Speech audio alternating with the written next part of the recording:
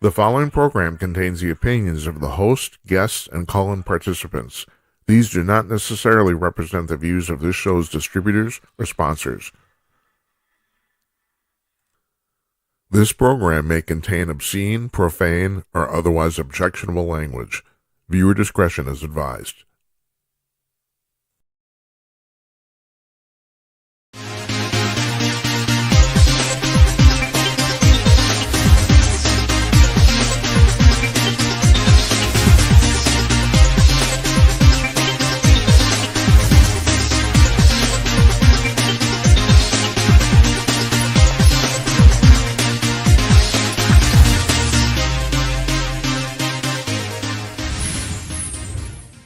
Hey, coming to you cordless, everybody. Greetings from Minneapolis. It's Thursday night, April 24th, 2025. I'm Jim Peters. Welcome to another edition of Jim Peters at Night. This is episode number 223, if I'm right. I think I got that right. Yeah, 223 or 224. Okay, something like that. I tell you what, we'll find out on Monday. How's that sound? All right, I want to thank you, folks. I got an apology. Sorry, we did not have a show last night. We had one scheduled. Larry Newman called in the morning and said he couldn't make it. Our scheduled guest. I scheduled somebody else, and at the very last minute, they couldn't make it. And I threw my hands up and said, screw it.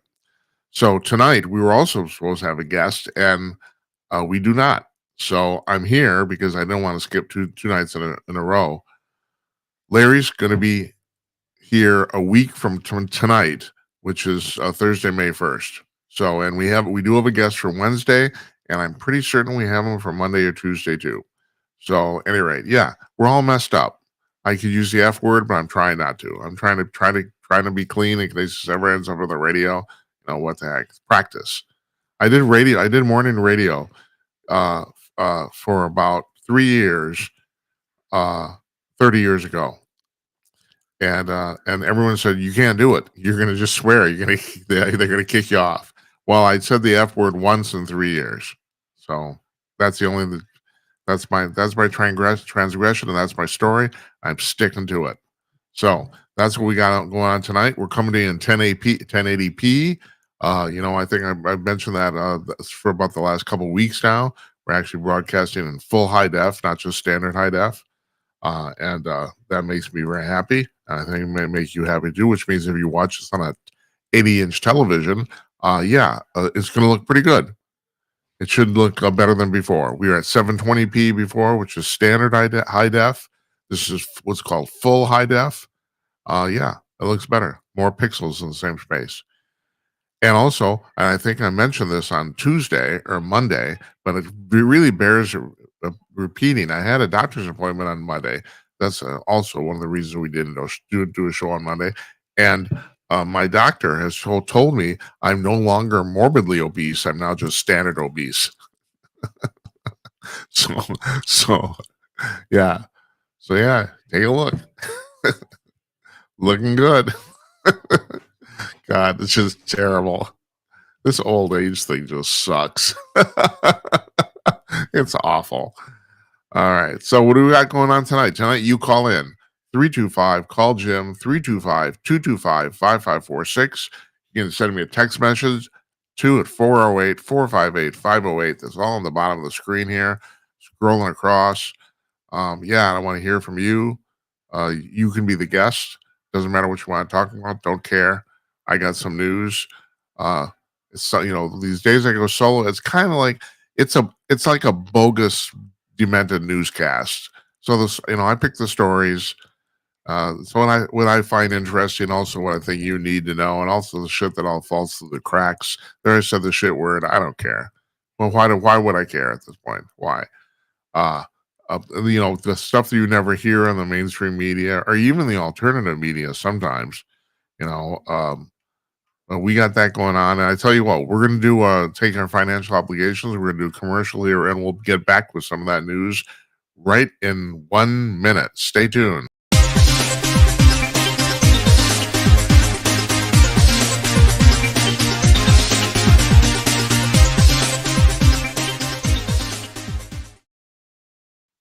Hi, all. I want to talk to you about Conk News. You've probably heard me talk about this before, But if you're a news junkie, you should try this out. Conk News is a news aggregator. Now, there are plenty of news aggregators on the web, but Conk News is different than all the rest, and here's how. Most other news aggregators will lump the top stories from each news source under that news source. The top 10 stories, like, for example, from Fox News, Breitbart, the New York Post, etc. What Conk News does is it sends its servers out onto the web to over 75 different news sources every 3 hours. And yes, this is an automated process, but in this case, that's actually a good thing. And collects the latest stories from said 75 sources and then lays them out on its own front page in the order they were posted, regardless of the source. So you see the latest stories at the top of the front page, regardless of where they're from. And this is all free to you. You don't need to log in. You don't need to subscribe, register, nothing. It's completely free. All you have to do is go to conk.com to check it out. That's conk.com, CONK.com, conk.com, Conk News.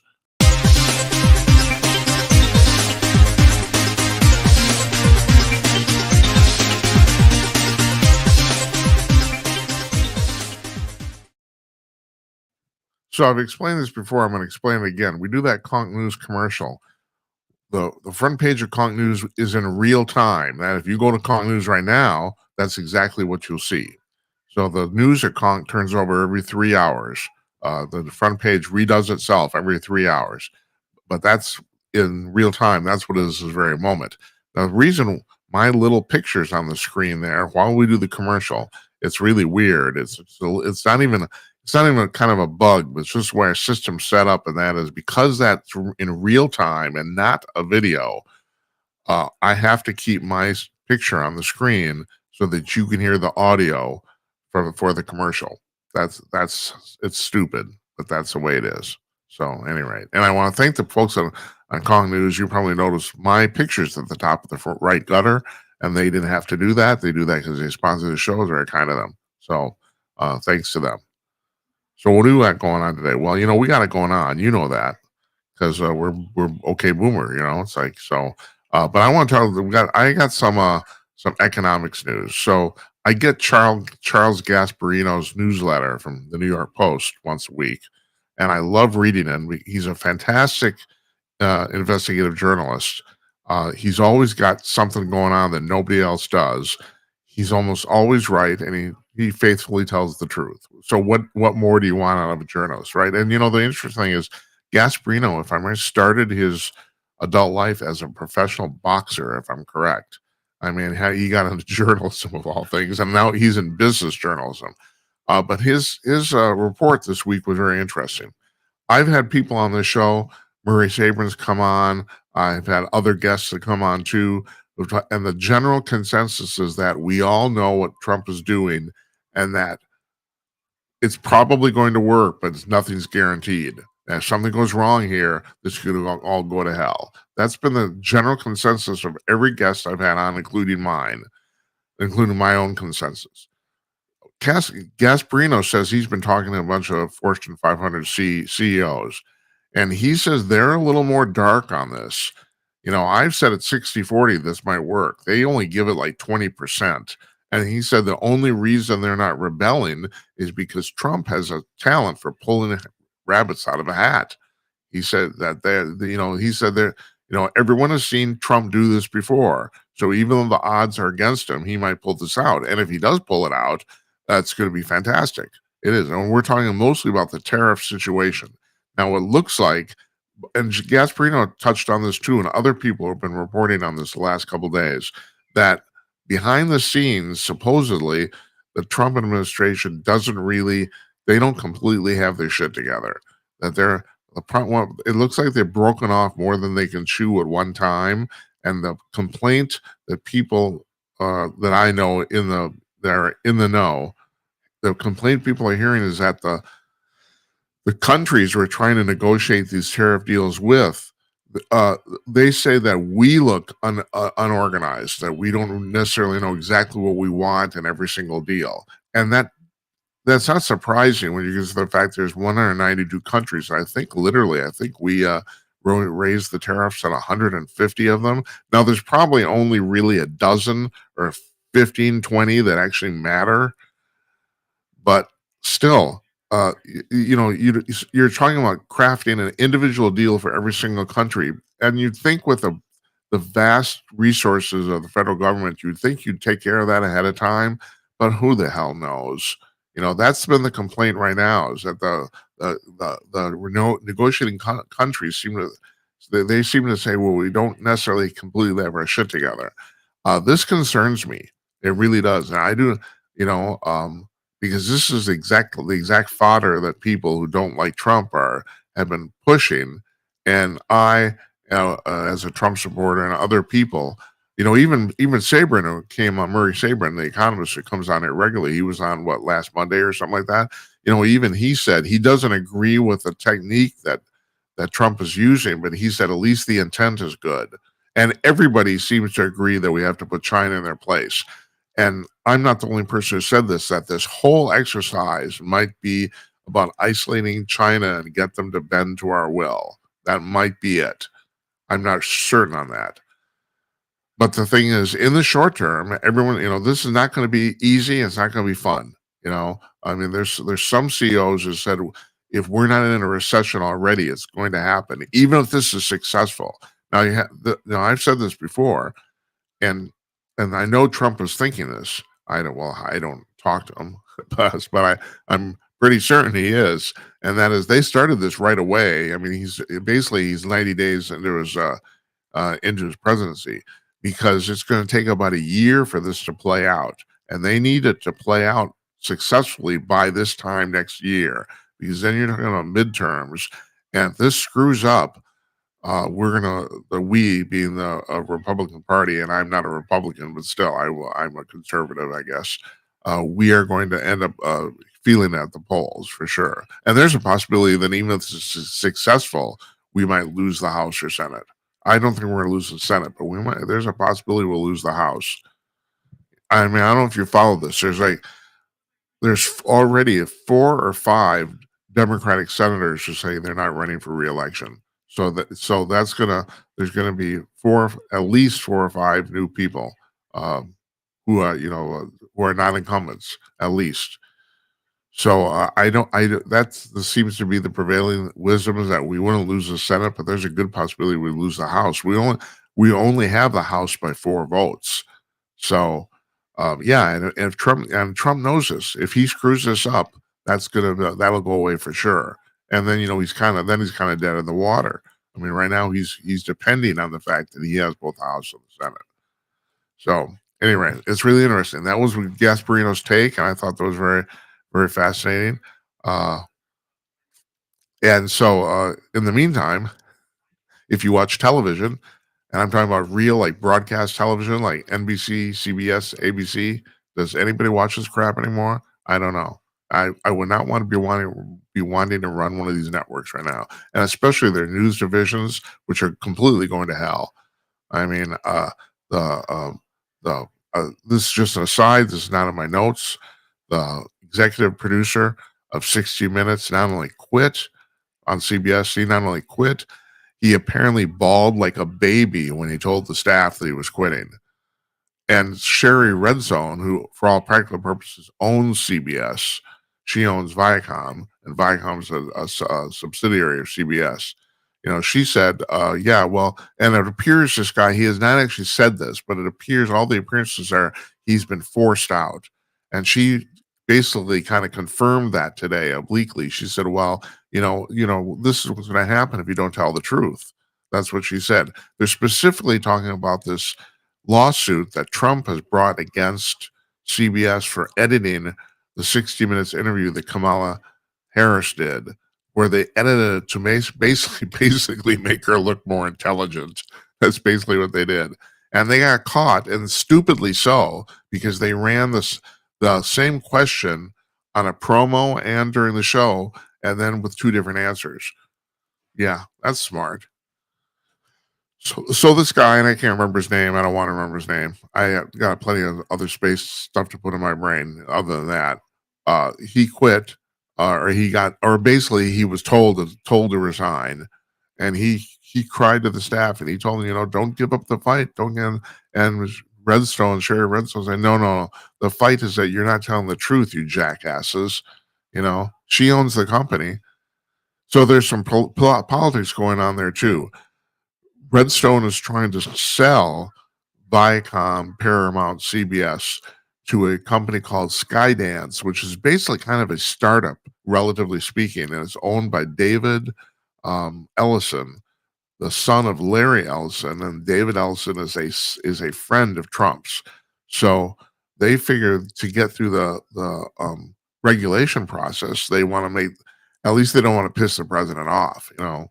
But I, based on what reading between the lines, what Sherry Redstone, I think she really means this. I think she's gotten fed up by all this leftist bullshit crap, and so because her statement is pretty harsh. It really is.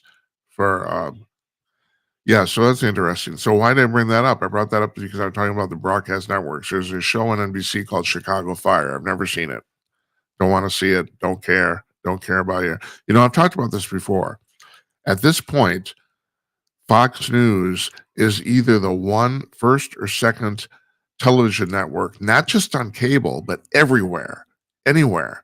They are averaging 3.5 million people during prime time at night. That's the average over their 4 hours of shows, and night to night, 3.5 million. Now you have to understand that Chicago Fire, which is basically one of NBC's, landmark, not land flagship shows, gets about 4 million people a viewing, but they spend about $3 million producing that show. They probably spend, I don't know, I did the math and I've now forgot what it was. I'm guessing like on all those four primetime shows that Fox News has on, and what are there? Laura Ingraham, Jesse Waters, Sean Hannity, and Greg Gutfeld. I bet each one of those shows has a staff of 24 tops. So they might be spending $3 or $4 million a year, a whole year, to produce a year of those shows, let alone one single episode. So you have to understand that now Fox News is beating the crap out of even the broadcast networks. I can't stress this enough. People think that Fox News is exaggerating this. They're not. They are their ratings are mind-boggling, and the amount of money they're taking in is mind-boggling, absolutely mind-boggling. They are so far ahead of everybody. So the last 3 months, they either came in first or second on the list of all broadcast networks, not cable networks, broadcast networks. So getting back to my point, Chicago Fire is a show on NBC. And on this show, this is the episode called, I wrote this down, it's called Permanent Damage. And in the episode, as an aside, this has nothing to do with the plot, because they need to preach to us about telling us how the world works. As an aside, one of the firefighters is looking for an apartment in New York City, or no, in Chicago. What am I talking about? And she says she can't find anything that's really decent. And she says, "Why is everything worse and more expensive?" And one of her fellow firefighters says, like he's an economist, he says, "It's called late stage capitalism." Oh, here's the deal. No, it isn't. First of all, that's kind of a made up term, even in economic terms. Late stage capitalism, I mean, it's a real term, but it's hardly ever used for economics in the United States. It's basically, it's a communist socialist term. It's a Marxist term. And what it refers to is the fact that Marxism has always relied on the fact, or always bet on the fact, that at some point capitalism collapses under its own monopolistic weight and is replaced by socialism or communism. That's what it is. Now, I want to point out that's never happened anywhere ever. This never happened. Is there? Yeah, it's called late stage capitalism. Now, we've talked about this on the show. We remember, who was I talking to just last week? I can't remember now. It literally all flows together. 223 shows for folks, and this is just here, on the inner tube. I did about 400 of them on Calling News. I've been doing this for a while. I can't remember who I was talking to, but the thing is, here's the deal. Capitalism is an extremely flawed system. It is, but it's the best system we got. It's the best of all the flawed systems. I mean, it's there's any other. It is not perfect by any means. And I'm going to get to a story in just a second about it that kind of points that out. But it still dragged more people out of poverty than basically than anything. It's the only thing on the planet that's ever dragged people out of poverty. Uh, Joe Kernan wrote a book years ago. I remember reading it. He was talking about the fact for 40,000 years, basically, civilization just passed around the same amount of money, which came from mining gold and silver and precious metals. So, you find a little more gold every year. Okay, the pot goes up maybe, but the people who find the gold are the people who already have it. So basically, for 40,000 years, nothing happened until the Dutch invented the contemporary banking system 400 years ago. And then boom, all of a sudden everybody's way, way richer. Nothing has dragged people out of poverty more worldwide than capitalism. And this was also on. I had a little screed on Monday about the Pope too. Same thing. The Pope was a well-meaning man, but he was an idiot when it came to politics. I'm talking about the late Pope Francis. He somehow concluded that capitalism was the problem, and supposedly this goes back to his youth. He in Argentina, which was a dictatorship when he grew up, that the problem was capitalism. No, the problem was not capitalism. Now, even though people do fail under capitalism, and capitalism isn't perfect by any means. Now, let me bring up how. Oh, first of all, we tip our hats to the people at NBC, the writers who decided to put that in the script. And then you wonder why people don't watch. F you. Uh, how this is so. A good example of this is that the Justice Department is suing Google for monopolistic practices, antitrust. It's an antitrust lawsuit about the fact that they are a monopoly and they've used their monopoly incorrectly. Now, legally in the United States, the general consensus, and I think this is by court ruling, is that a monopoly, your business has a monopoly. By the way, call me up through this 325-225-5546.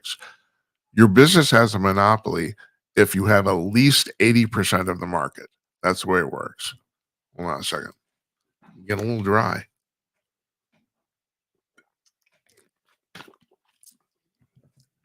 If you have 80% of the market, and God knows Google's had that at least for about 25 years. The Google search engine started in 1998. The big breakthrough was 2003 when they invented the AdWords system. And you have to understand this because I lived and died by this. In the 1990s, I ran one of the largest websites on the internet. And what you didn't know, what the press didn't tell you, and I think it's because they didn't know either. I don't think they were actually trying to keep it covered up. They're just stupid. But that, about the big advertising boom that was going to happen on the internet, it never happened. Not only that, it's still not happening. It's like, for all practical purposes, display advertising on the internet does not work on the web, and which is the reason you see all of these websites chock full of display ads. And the reason everyone's pushing subscriptions now is because this advertising method does not work. And I've talked about this before, and I find this really weird. I don't know why it doesn't work, because print advertising in newspapers, display advertising in printed newspapers is very effective. Has always been a very, very good buy for people to buy it, which is the primary reason, like the New York Times and a lot of local newspapers are still printing printed copies of the paper, because those ads work way, way better than the ads on their websites. Way better. And I don't know what the difference is. Maybe the difference is that the layout of the pages changes every day, where that's not true on the web. On the web, you fill in a space, but otherwise the layout of the page doesn't change. I don't know if that's it. I don't know, but it doesn't work. And so the thing is, I had to live through 5-6 years of running this website before I and everybody else finally discovered this, figured this out. And that's when when Web 1.0 went to hell. That's when the market crashed in March of 2001. Basically, everybody figured out this was all a ruse. And I don't know if I still to this day, I don't know if the press actually knew that and didn't want to report it, or they just were clueless. I think in this case, I think it was the latter. But at any rate, in 2003, Google launched, I was going to say invented, but they didn't invent it. They launched the AdWords system, which they actually bought from a company called Overture. They did not actually come up with the idea themselves. They bought the system and installed it on their search engine, and the whole thing just blew up because at that point realized, holy crap, it's like basically we got the yellow pages. And I don't know if you know anything about the former yellow pages. This dates me. You know, ads in the yellow pages before 2000 cost a fortune. Now the I don't yellow pages don't exist anymore. I don't think even has a directory. I don't have one. I don't even know where you can get one. You know, and of course there were no cell phones either. I still remember around 1998. I'd like to think I'm pretty tech savvy, but I still remember in 1998 somebody told me, he said, you don't understand, in 5 to 10 years you won't have a telephone number for your location. You personally will have a telephone number. And I thought, that's crazy. I thought, how would that work? Well, that's what happened now. We all have cell phones and they're way cheaper. They're cheaper and better than landline phones, which is the reason now you have all these landlines in all these buildings all across America that are basically not being used. Matter of fact, if anything, they're being used for the internet, if anything. But yeah, I still remember that. But so at any rate, in 2003, Google started selling ads on their search engine. And that is to this day, folks, I mean, that was okay. What you're talking about 22 years ago. To this day, the 95% of Google's or Alphabet's, which is their parent company, excuse me, 95% of Alphabet's revenues come from search engine ads on Google search engine. 95%. They make almost all their money off of that. They gave up running ads in Gmail. Now they run Gmail completely for free. It's like that wasn't worth the trouble. They were alienating people, so they just gave up. The vast majority of stuff that Alphabet Google does, they don't make money on. And so now this is how this gets interesting with this monopoly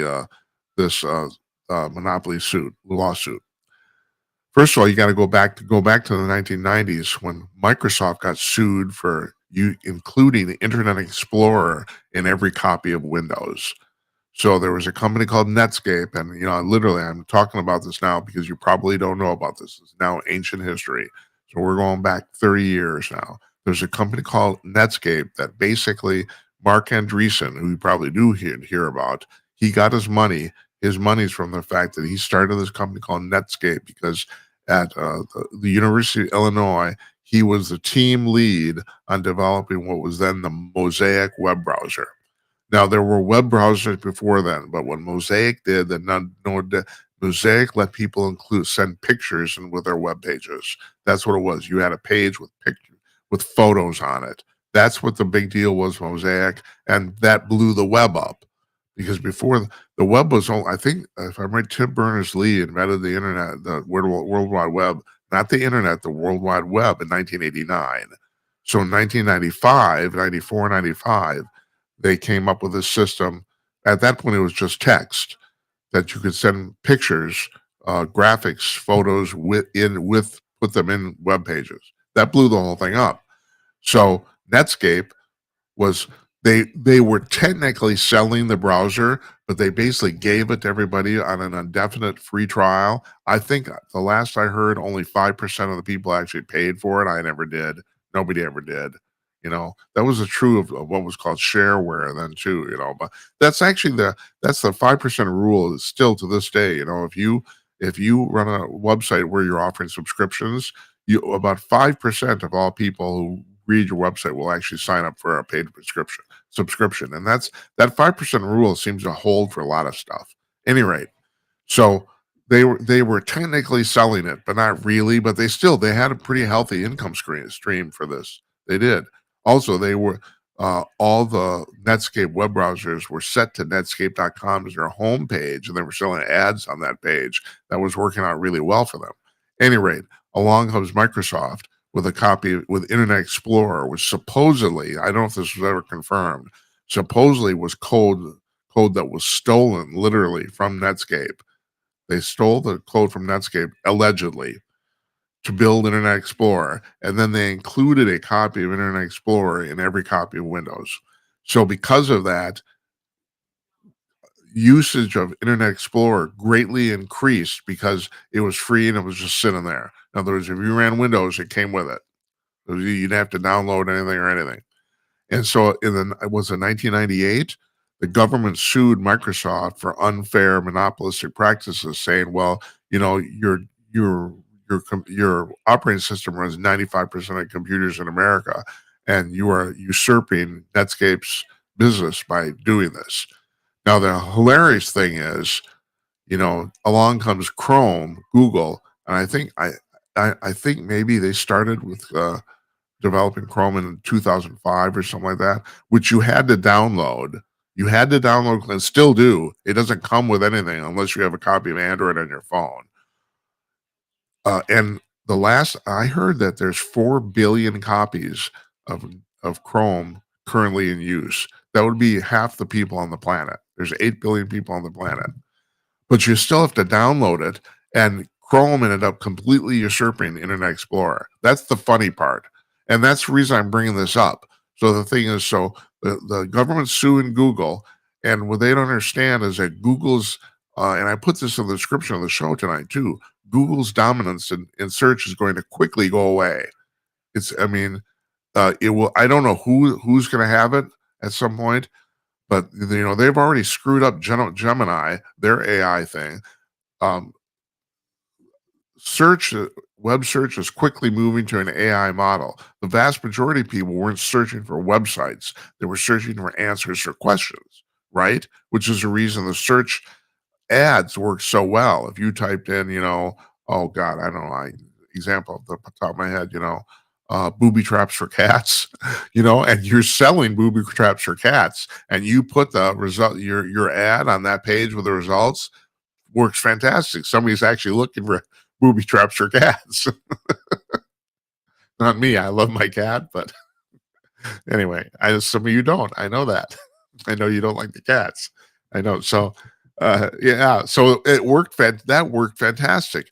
But if you're taught, if you actually Google how do booby cat trap, how do cat booby traps work, you get a list of web pages, but you got to go through them all. Now, if you're on AI, I'm using Copilot just because simply it came with it's free with my Microsoft operating system. That's the reason I use it. I tried all the rest. They're fine, but you have to at some point you have to pay.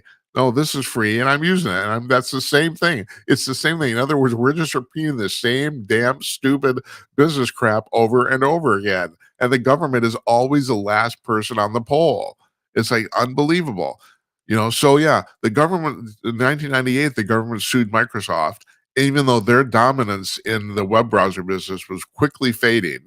And now they're suing Google, whose dominance in search is quickly fading. It's like by the time it gets all said and done, it's like,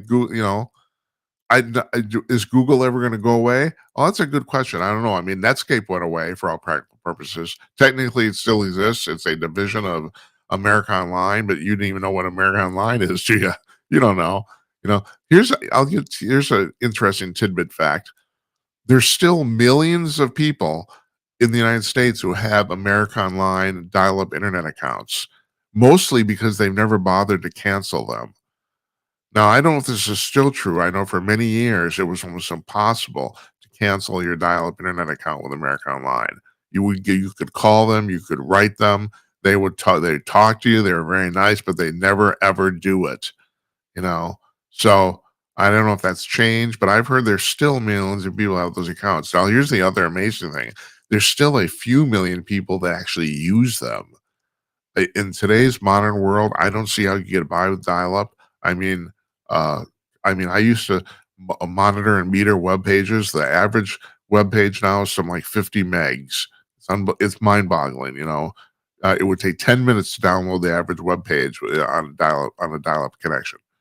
But and some of you youngins, you don't even know what I'm talking about. You don't even know what dial-up internet is, do you? No. And here, I'm very happy about this. We switched about 9 months ago. We switched to fiber optic internet, and it's fantastic. It's great. We got about not only do we have a gig download, we have about a gig upload too. So it's for broadcasting this stuff is pretty good, which is one of the reasons we switched to doing 1080p too. So anyway, I'm talking. Yeah. So my point is, this is I understand the the failures of capitalism. One of the primary failures is the fact that monopolies usually end up arising. That's usually one company ends up completely dominating one particular business or industry.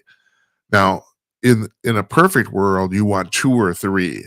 There's an old thing about in marketing about the fact that that if you're not one of the if you're not one, two, or three in a market, you basically should just get out because although the top three people in the are business in the market will get almost all the business, and that's true. But the thing is, at least you compete against each other. And competition is fantastic because it keeps prices down. Keeps people run away with stuff. And that's, of course, the government's contention with Google is that Google got to set their ad prices to whatever they wanted. But on the other hand, too, I mean, this is the thing. Bing has existed for a long time. I use Bing most of my searches, not all of them. I do on the web. I use Bing and not Google, mostly because at this point, this is an entirely different thing. I'm not standing up for Google. They're kind of evil, I think. So I would tell you not to use them. But that has nothing to do with the argument about their monopoly. So Bing has been around for a long time. As a general rule, searches on Bing and Google, you won't necessarily get identical results, but they're similar in their effectiveness, as far as I can tell. So Google has competition and has had competition for a long time. It's just people are habitual, and the government's contention as well. When you distribute the Chrome browser, the Google search engine is the search engine for the browser by default. Well, yeah, it is, but they own it and it's free. I mean, the thing, it's like that's the thing, in defense of Google. And I don't believe I'm saying this because, like I said, I think they're kind of evil in a way. The majority of stuff they provide the internet is completely free. Almost all, not all. I know you can buy a premium Gmail account and all that sort of stuff. Right? Yeah, and Google Drive and all, but still, there's an enormous amount of stuff they provide completely for free simply because they make so much goddamn money off their web search. So okay, so right, so you can tell, and then the thing is, how do you stop that? That's the other thing, and I'm not the only person who brought this up. Now, one of the primary things that's been floated by the Justice Department about quote unquote breaking up Google, because how do you break up Google? Because the thing is, it's a search business primarily. I mean, you could take all of their other businesses and cut them off. Almost all of them would fail because they don't make enough money. And you'd still have a Google making a shitload of money off of search. But the thing is, there says, well, force them to sell the Chrome browser. And there's already people lining up to buy it. Because just like Google, they would have the same thing, like OpenAI that runs ChatGPT. They're really interested in buying the Chrome web browser because they would do the same thing. The ChatGPT search or AI search would be the default search for their version of the Chrome search engine. So that's the other thing. How do you remedy this? So it's just. I don't know. It's like the government trying to, it's the whole. It's crazy. That's all I'm going to say. It's nuts. I don't know what you do either. But I bring this up because I'm going in a big circle here. This is one of the faults of capitalism, monopolistic practices. This is one of the primary faults. And this guy says, "Oh, that's late stage capitalism." Well, no, actually, it isn't. He's wrong. Stupid freaking firefighter. I love firefighters too, but no, don't get in the economics lane, especially you're an actor. You're not a firefighter, you're an actor. Oh, Christ. So, oh man. All right. That's a lot of talking. I tell you what, we're going to run another commercial here for Calling News, and we'll be back with some UFO news right after this. Stay tuned.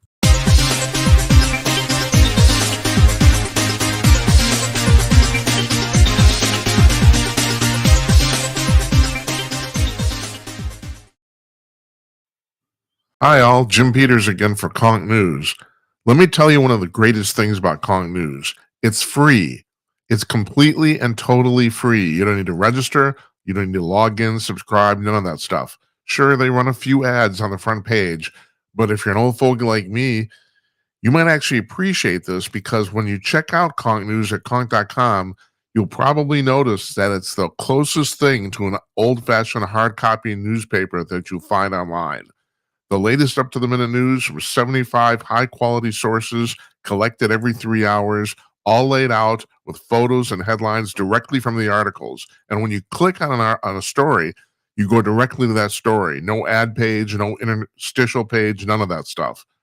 This is the way online news is meant to be. And did I mention that it's completely free? Seriously, how much of the stuff in America is free now, right? That's of quality anyway. So check this out for yourself. It's at conk.com, CONK.com. Conk News.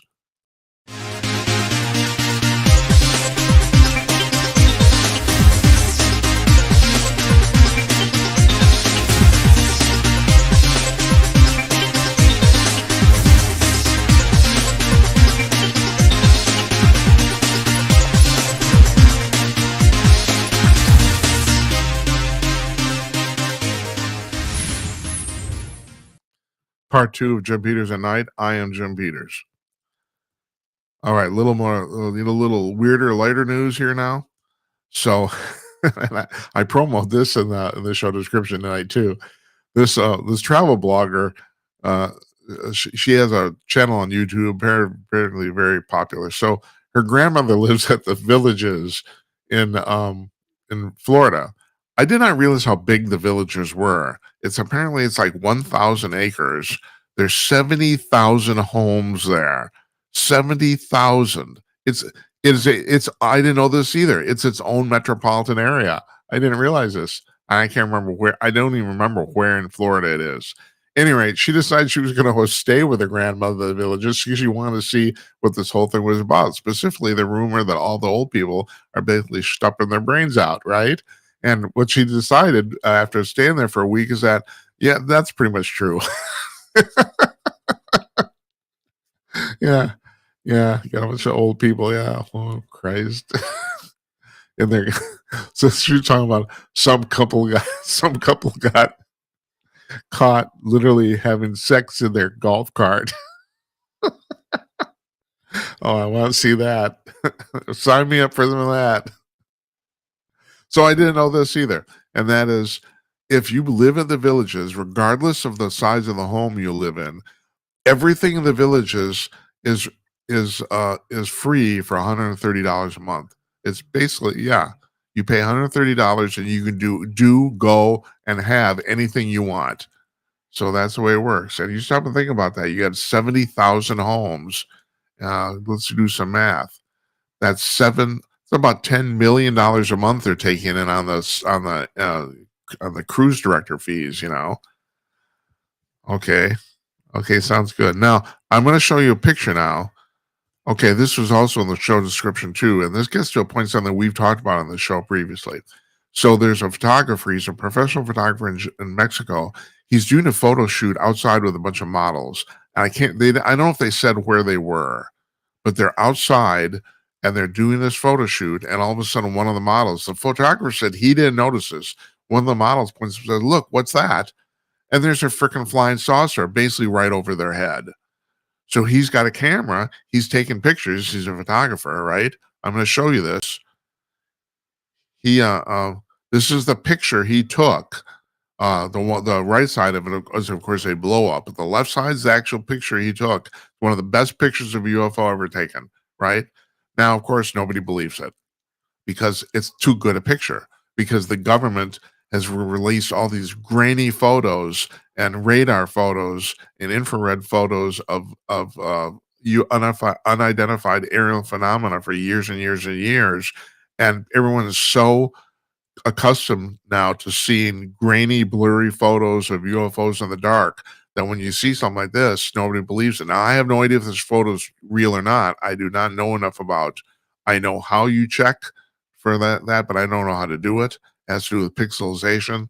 But you know, a person who was well versed in checking digital photography could probably figure this out in 5 or 10 minutes. And I don't know if anybody has or tried to yet. But my that's not really my point. It doesn't really matter whether it's real or not. If it's real, nobody believes it. That's my point. And so I've talked about this on this before. We got to the point now where there's so much photographic evidence of UFOs that nobody believes it anymore.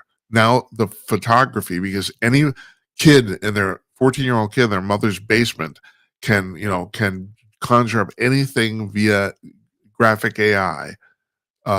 Photos are no longer suitable uh, evidence. They aren't. I've said this. I was talking to Tim Conaway about the fact you could literally take a picture with your iPhone of a gray alien exiting a spacecraft and walking toward you. You could take that picture and it could turn out perfectly, and no one's going to believe you. No one is. So that's where we're at this point. No one believes any of this evidence. Whether true, well, of course, if it's not true, you shouldn't believe it. But that thing is, it doesn't matter whether it be, Now there were witnesses to him taking this. There was a whole bunch of models at this photo shoot. He's not the only person who saw this. He's not the only person who saw the spacecraft. He's not the only person who saw him take the photo. So there you have that. And that's kind of my point here. We're getting back now to simply eyewitness testimony. And the thing about eyewitness testimony, I've said this before, 95% of it is either bogus, made up, or people who are just mistaken, sincerely mistaken.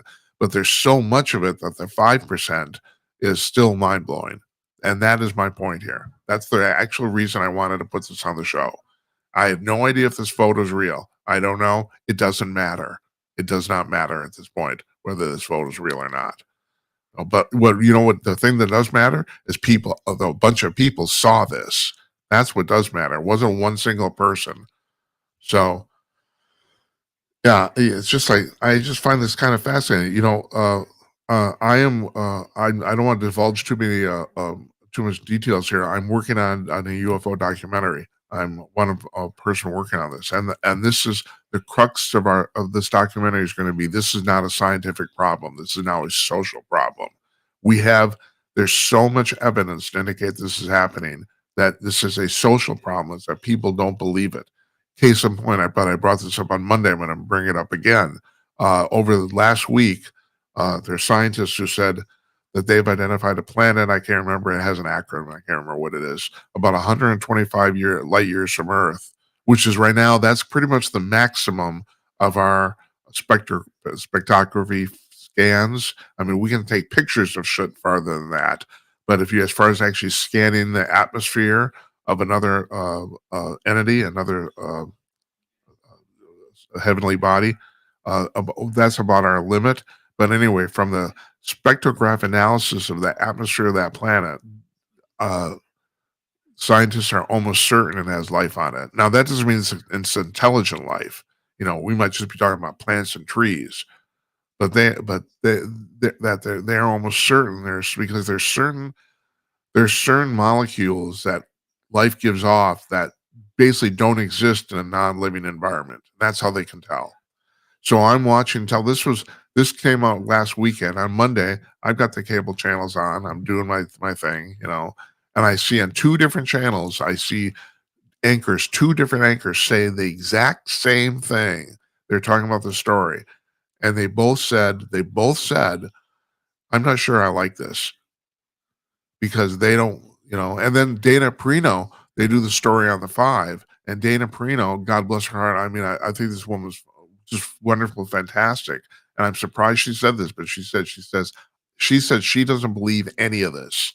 She says there's no life in the universe. It's all here on Earth. And how you can, if you anybody who can run a calculator should be able to figure this out. Let me give you some statistics here. There's about 100 billion stars in our galaxy alone. Now, there's about 100 billion galaxies in the universe that we know of. You can do some math there too. What is that? We're talking about literally like thousands of trillions of stars. In our galaxy alone, let's just say with our neighborhood, right? We now know Up until about 25 years ago, roughly 2003, I think before that, we had never found a single planet outside of our solar system. Now they find dozens every day. I think the last calculation I saw, but it's probably old, that we've identified 4,500 planets outside of our solar system. They figured out now that there's an average of one planet for every star in our galaxy. So you got 100 billion stars. There's 100 billion planets. This is the way this works out. So you might have, like, we have eight um, planets in our solar system, 9 if you want to count Pluto. I say poor Pluto. I know, whatever. Yeah, you can argue about that. So 8 or 9, and then there's Planet X. Do you want to start talking about that? There's supposedly, and now people, this has been rumored for years, and now astronomers say there might actually be something to this. That there's another planet in the solar system outside of Pluto's orbit that is way, way, way out there. We've never seen it. Well, first of all, light doesn't even go that far. So, but supposedly that Planet X might be a real thing, even though for years it was considered crap. Anyway, so we got 8. Let's say 8 to 10. Let's just say 8. We got 8 planets in our solar system, but there's a lot of stars that don't have any solar systems at all. But it averages out to one planet per star. That's the average. So you got 100 billion stars or planets in our solar system. And you're going to think that, I mean, and we're not even talking about intelligent life. We're just talking about the life, like trees, plants, and bugs. That you don't think there's some planet somewhere where that happened out of 100 million, on 100 billion. It's like, oh my god. Anyway, so yeah, God bless her. Dana Perino says, I don't believe it. And so this is the problem. This is what, in this documentary we're doing, this is what we're trying to address. This is not a scientific problem anymore. This is a social problem. You've got to wrap your mind around the fact that life outside of Earth exists, because it does. And believe it or not, I think they said that they put the chances of this planet they found last week at 9, and that there was 97% chance that it had life on it because of the molecular structure of the atmosphere. But you have to understand that we have enough. There's already enough proof to prove that we're being visited by people. And this is a part. Okay, we've been visited by people. I'm going to say from other planets, but we don't actually know if they're from other planets. They might be from other dimensions. They might be. Who knows where they're from or how things are going or getting around. I mean, I've said this before. We are dealing with other civilizations that are either 200, anywhere from 200 to 2 million years ahead of us. And they're all coming here. And if you had to wrap your mind around that, we're being visited. That's all there's to it. And why do I know that? Because the evidence is overwhelming. That's why. And the only reason people don't buy the evidence is because they don't want to. That's the problem. This is a social problem. This is not a scientific problem anymore. People do not want to buy the evidence. They cannot, for some reason, some people, the human psyche, some people can't wrap their minds around the fact that we might be the only intelligent, that we're not the only intelligent life in the universe. It's crazy, but it's true. And I don't know where you sit on that, but I'm going to repeat this again. I've been talking about this for 30 years. I predicted what the New York Times wrote about in 2017, 20 years before they wrote about it, because same thing, the evidence was and is overwhelming. It was not some guess I had. It was not a feeling. It's not something I thought. It's not something I wanted to think. It was the evidence. That's the thing. And so getting back to this picture that's still on the screen here, uh, this we're now at a point where the best evidence seems to be anecdotal eyewitness testimony, because no one believes this. And like I said, I don't know if I believe it either. I mean, it's a good picture. Offhand, I'm pretty good at scoping this stuff out. Offhand, it does not look fake, but that doesn't mean it isn't. And I've been fooled before. Even though I like to stand up with pride and say, I've been in video production, blah blah blah. I know this stuff. No, I've been fooled. So what do I know? But that's not really the point here. The point is people don't want to believe it. That's the point. And that's the documentary I'm working on. That's what it's going to be about. So, all right, we're going to end with this. 2 articles, one in Popular Mechanics, one on Mysterious Universe. Matter of fact, the one on Mysterious Universe was written by Master Marcus Louth, who was on the show about, what, a month ago, 6 weeks ago? UFO writer, and we'll have him back. We had a good conversation with him about the fact that quantum physics seems to indicate now that maybe the human soul doesn't die. And I've been talking about this because, once again, anecdotal evidence is overwhelming about this guy named Ian Stevenson and his successor at the University of Virginia, Jim Tucker. Stevenson started in the 1960s, starting to collect stories of little children, all under the age of 5. They basically just learned how to talk, talking about their previous lives. And what he would do is he would go interview them, and he would ask them very specific questions. What was your name? Where did you live? Who were you married to? What did you do for a living? Tell me about your relatives, their names. He would ask some very, very specific questions, and the kids would answer. And in 70% of the instances, that information all checked out to be true. 70%. This is way before the internet. And that's the other thing, too. We're talking about these pictures. I'm going to leave this picture up here for a little longer. The best photos of UFOs go back to the 1960s, because before roughly 1980, it was virtually impossible to fake photos, other than a double exposure. You have to understand that before 1980, and especially in the 1960s, 50s, and 60s, there were only 2 entities on the I was going to say in the country, but on the planet probably, who could convincingly fake a photo: Hollywood movie studios and the CIA.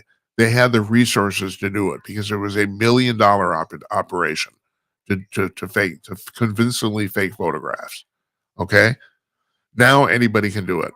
So you go back to the 1960s. There's what's called the McMinnville photos. This farmer in McMinnville, California, took 2 photos of a flying saucer over his house, and they're still considered some of the most credible UFO photos taken ever. Because, well, first of all, he did it. Because he took 2 photos, and he stepped 3 feet across away from where he took them in very slightly different locations where he was standing.